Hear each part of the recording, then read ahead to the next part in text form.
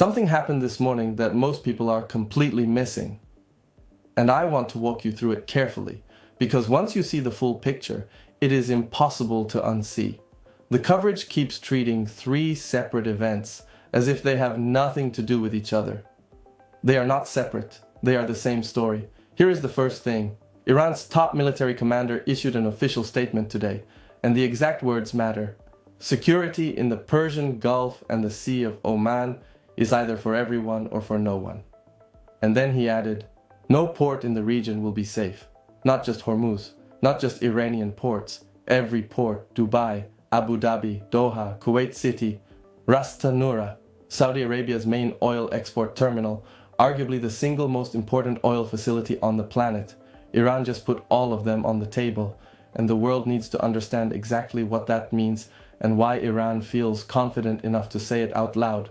Here is the second thing, and this is where it gets uncomfortable. As of today, April 15th, 2026, the United States has not formally responded to that statement. No press conference, no counter threat, no official military statement addressing it directly. The blockade is still running. The ceasefire is technically still in place, and Iran just threatened to expand this conflict from one strait to the entire Gulf and the Red Sea simultaneously, and Washington has said nothing specific about it. Now, before you interpret that silence as weakness or confusion, I want to be precise, because America's silence right now is neither of those things. It is a calculation, a deliberate high-stakes diplomatic calculation. But calculations have costs, and the cost of this particular silence is already being felt by the countries sitting between Iran and the United States. Countries that are now looking at Washington and quietly asking whether America has their back. Here is the third thing, and this is the part that almost nobody in the mainstream coverage is connecting clearly. The reason Iran feels confident enough to make that threat.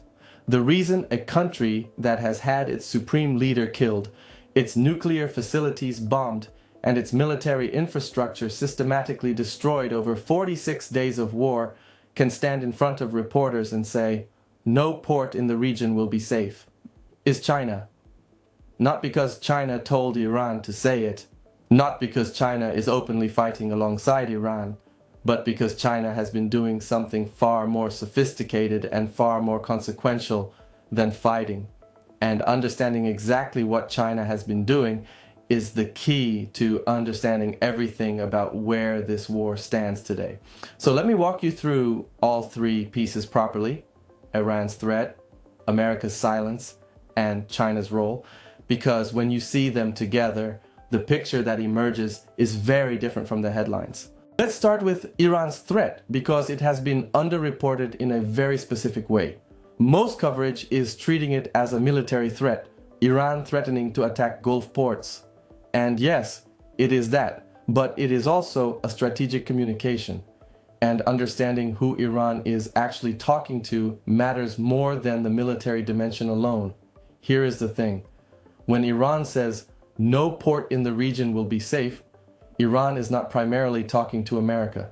Washington already knows what Iran's capabilities are. America has been at war with Iran for 46 days.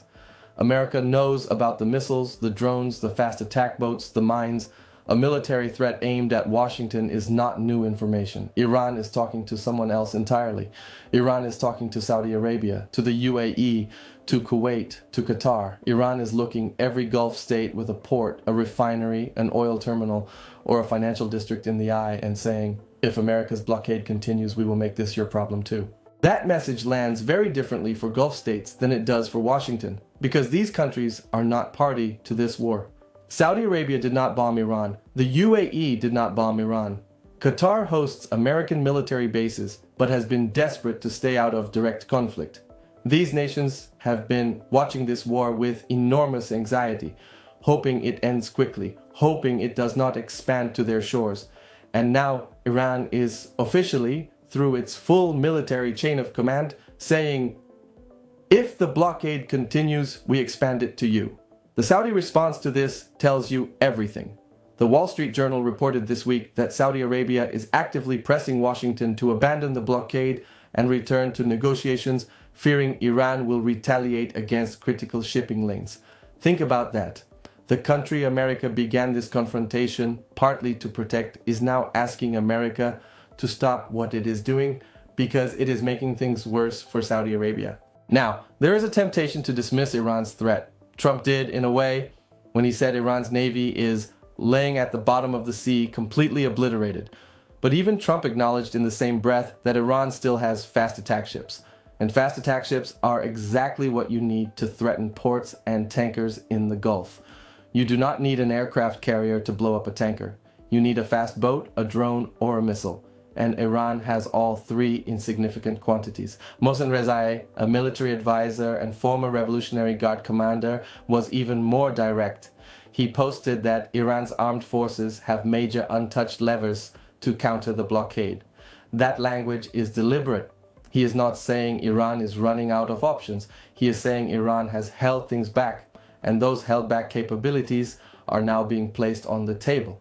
And then there is the Red Sea dimension, which I think is being almost entirely ignored in the coverage right now. The Houthis in Yemen, Iran's most active proxy force in this conflict, have demonstrated the capability to resume attacks on Red Sea shipping. They did it for over a year during the Gaza conflict and effectively disrupted global shipping for months.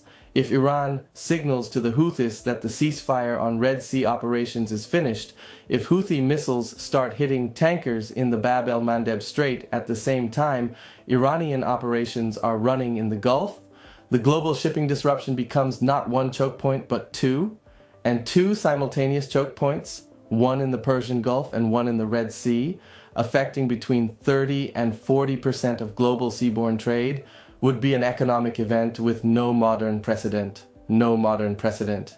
The insurance markets would freeze. Shipping rates would spike to levels that make the pandemic-era disruptions look manageable. And the countries feeling that pain most immediately would not be Iran. So what does America's silence mean in this context? Let me be precise because I think this is being misread. America is currently managing 5 things simultaneously. It is enforcing a naval blockade with over 10,000 personnel and more than a dozen warships. It is navigating a ceasefire that expires in 6 days. It is in indirect negotiations with Iran through intermediaries in Pakistan, Turkey, Egypt, and Oman. It is preparing for a potential second round of direct talks before the deadline. And it is watching China and Russia make strategic moves around the edges of this conflict in ways that complicate every decision Washington makes. In that context, formally responding to Iran's Gulf port threat creates a specific problem. If America issues a public counter threat, if Washington says officially that any Iranian action against Gulf ports means further military escalation, America accelerates the confrontation at exactly the moment it is trying to preserve space for diplomacy. The cost of that silence is uncertainty, and uncertainty is precisely what Iran is trying to manufacture. Saudi Arabia, the UAE, Kuwait, they are watching the same thing you are watching. They see Iran threaten every port in the region. They see America say nothing specific in response. And they are asking the question that Iran wants them to ask. Is America going to protect us if Iran acts on this threat? Or is Washington so consumed by the direct nuclear confrontation with Iran that our ports and oil terminals are secondary concerns? That uncertainty is Iran's real weapon here. Iran's threat to Gulf ports is not primarily a military plan. It is a diplomatic wedge. Iran is trying to separate America from its Gulf allies by making those allies afraid and making America look unresponsive to that fear. If Saudi Arabia and the UAE start making separate arrangements with Iran to protect their own ports, if they begin breaking from American policy to ensure their own security. Now let me get to China, because this is the part that is genuinely underreported and genuinely essential. Let me start with a number that should stop you cold. Before this war began in late February 2026, Iran was exporting approximately 1.68 million barrels of oil per day. In March, the month when the war was at its most intense, when Hormuz was largely closed, when oil prices were spiking globally, Iran exported 1.84 million barrels per day, more than before the war. In April so far, Iran has been shipping 1.71 million barrels per day, still above the pre-war average. How is that possible? How is a country under active American military assault, with its supreme leader killed, its nuclear facilities bombed, its air defenses degraded, somehow exporting more oil during a war than it was before? The answer is China. And the answer involves a system that China built specifically to survive exactly this kind of American pressure. The ceasefire expires in 6 days. And what happens between now and April 21st will determine not just whether this particular war ends, but what kind of Middle East emerges from it. Watch 3 things. If America issues a formal, direct response to Iran's Gulf port threat, that tells you Washington is choosing escalation, betting that maximum pressure forces Iran to the table before the deadline. If America stays silent while quietly pursuing back-channel diplomacy, that tells you Washington is still searching for a negotiated path, absorbing Iran's threats as leverage rather than responding in kind. And if America starts engaging China directly, if the planned Trump-Xi summit in May includes real pressure on Chinese weapons transfers and oil purchases as part of the Iran framework, then you are watching something that has not happened yet in this conflict. America treating this as a US-Iran-China problem rather than just a US-Iran problem. Iran's threat this morning was not random. It was a calculated escalation from a country that has spent 46 days learning exactly how far it can push. And the answer it has learned is further than almost anyone thought possible. The system China built made that possible. This war just made it visible. That is the real story of April 15th, 2026. Drop your thoughts in the comments. And if this gave you a clearer picture of what is actually happening, hit the like button and subscribe. More of this is coming.